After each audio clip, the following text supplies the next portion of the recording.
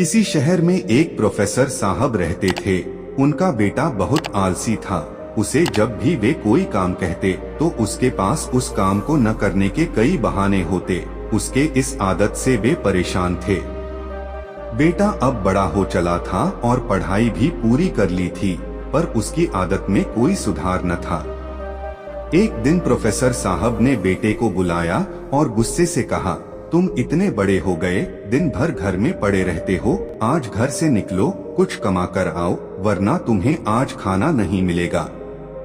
पिता की बात सुनकर दुखी मन से बेटा बाहर निकला और घर के बाहर ही पिता के काम पर जाने का इंतजार करने लगा।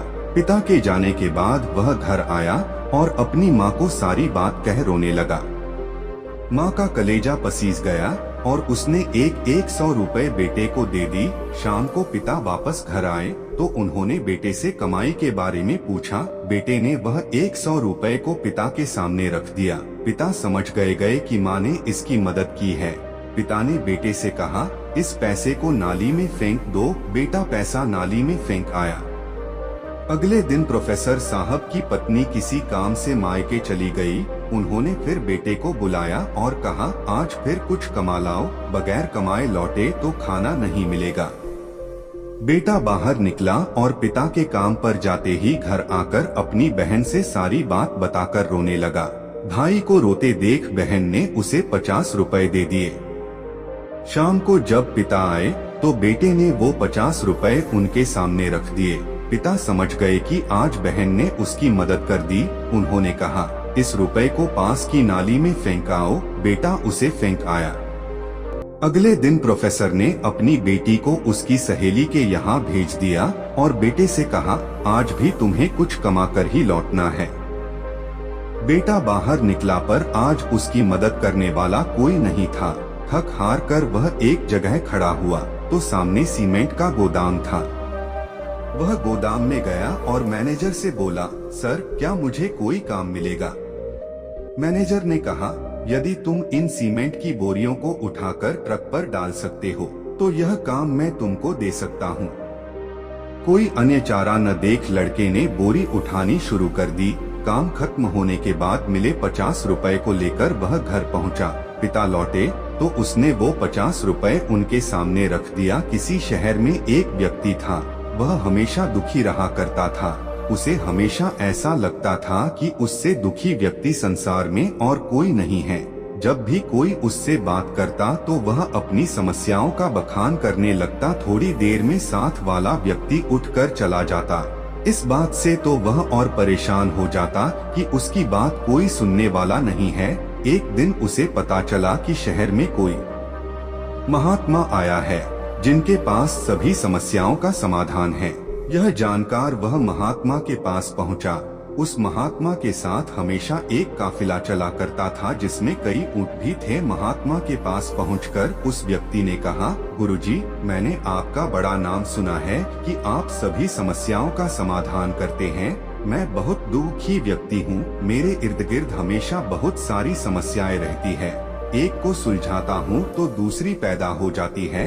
मैं अपनी आप बीती किसी को सुनाता हूँ तो कोई सुनता ही नहीं है। दुनिया बड़ी मतलबी हो गई है। अब आप ही बताइए क्या करूँ? महात्मा ने उसकी बातें ध्यान से सुनी और कहा, भाई मैं अभी तो बहुत थक गया हूँ, परंतु कल सुबह मैं तुम्हारी समस्या का समाधान अवश्य करूँगा। इस बीच तुम मेरा एक काम कर दो। मेरे ऊँटों की देखभाल करने वाला आदमी बीमार है। आज रात तुम इनकी देखभाल कर दो। जब सभी ऊँट बैठ जाएं तब तुम सो जाना। मैं तुमसे कल सुबह बात करूँगा। अगले दिन महात्मा ने उस आदमी को बुलाया। उसकी आंखें लाल थी। महात्मा ने पूछा, तो बताओ कल रात कैसी नींद आई? व्यक्ति बोला, गुरुजी, मैं तो रात भर सोया ही नहीं। आपने कहा था जब सभी ऊँट बैठ जाए तब सो जाना, पर ऐसा नहीं हुआ। जब भी कोशिश करके एक ऊँट को बिठाता दूसरा खड़ा हो जाता। सारे ऊँट बैठा ही नहीं, इसीलिए मैं भर रात सो नहीं सका। महात्मा जी ने मुस्कुराते हुए कहा, मैं जानता था कि इतने ऊँट एक साथ कभी नहीं बैठ सकता, फिर भी मैंने तुम्हें ऐसा करने को कहा। यह सुनकर व्यक्ति क्रोधित होकर बोला, महात्मा जी, मैं आपसे हल मांगने आया था पर आपने भी मुझे परेशान कर दिया। महात्मा बोले, नहीं भाई, दरअसल यह तुम्हारे समस्या का समाधान है। संसार के किसी भी व्यक्ति की समस्या इन ऊंटों की तरह ही है, एक खत्म होगी तो दूसरी खड़ी हो जाएगी। आप सभी समस्याओं के खत्म होने का इंतजार करोगे तो कभी भी चैन से नहीं जी पाओगे। समस्याएं तो जीवन का ही अंग है, इसे महसूस करते हुए जीवन का आनंद लो। जीवन में सहज रहने का यही एक उपाय है। दुनिया के किसी भी व्यक्ति को तुम्हारी समस्याएं सुनने में कोई दिलचस्पी नहीं है, क्योंकि उनकी भी अपनी समस्याएं हैं। महात्मा जी की बात सुनकर व्यक्ति के चेहरे पर संतोष और सहजता के भाव उमड़ पड़े, मानो उसे अपनी सभी समस्याओं से निपटने का अचूक मंत्र प्राप्त हो गया हो। पिता ने उन रुपयों को पास की नाली में फेंकने को कहा तो बेटा आंखों में आंसू भरकर बोला, पिताजी, इन रुपयों को कमाने में मेरी कमर टूट गई, कंधों में चोट आ गई, पूरा शरीर दर्द कर रहा है और आप मुझे इन्हें नाली में फेंकने को कह रहे हैं। पिता मुस्कुराए और बोले, बेटा, आज तुमने मेहनत से कमाए पैसे की कदर को समझ लिया। मैं तुम्हें यही एहसास करना चाहता था। यह कहकर पिता ने बेटे को गले से लगा लिया, क्योंकि उस दिन उसने मेहनत की कमाई की कीमत को समझ चुका था। एक बार एक नौजवान लड़के ने सुकरात से पूछा कि सफलता का रहस्य क्या है। सुकरात ने उस लड़के से कहा कि तुम कल मुझे नदी के किनारे मिलो। वो मिले। फिर सुकरात ने नौजवान से उनके साथ नदी की तरफ बढ़ने को कहा। और जब आगे बढ़ते बढ़ते पानी गले तक पहुंच गया, तभी अचानक सुकरात ने उस लड़के का सर पकड़ के पानी में डुबो दिया। लड़का बाहर निकलने के लिए संघर्ष करने लगा, लेकिन सुकरात ताकतवर थे और उसे तब तक डुबोए रखे जब तक कि वो नीला नहीं पड़ने लगा। फिर सुकरात ने उसका सर पानी से बाहर निकाल दिया और बाहर निकलते ही जो चीज उस लड़के ने सबसे पहले की वो थी हांफते हांफते तेजी से सांस लेना। सुकरात ने पूछा, जब तुम वहाँ थे तो तुम सबसे ज्यादा क्या चाहते थे? लड़के ने उत्तर दिया, सांस लेना। सुकरात ने कहा, यही सफलता का रहस्य है।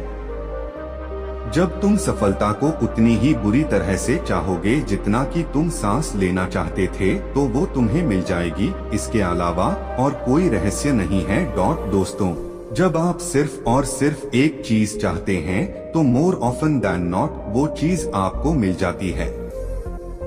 जैसे छोटे बच्चों को देख लीजिए, वे न पास्ट में जीते हैं न फ्यूचर में, वे हमेशा प्रेजेंट में जीते हैं। और जब उन्हें खेलने के लिए कोई खिलौना चाहिए होता है या खाने के लिए कोई टॉफी चाहिए होती है, तो उनका पूरा ध्यान, उनकी पूरी शक्ति बस उसी एक चीज को पाने में लग जाती है। एंड एज अ रिजल्ट वे उस चीज को पा लेते हैं। इसलिए सफलता पाने के लिए फोकस बहुत जरूरी है। सफलता को पाने की जो चाहता है, उसमें इंटेंसिटी होना बहुत जरूरी है। और जब आप वो फोकस और वो इंटेंसिटी पा लेते हैं, तो सफलता आपको मिल ही जाती है।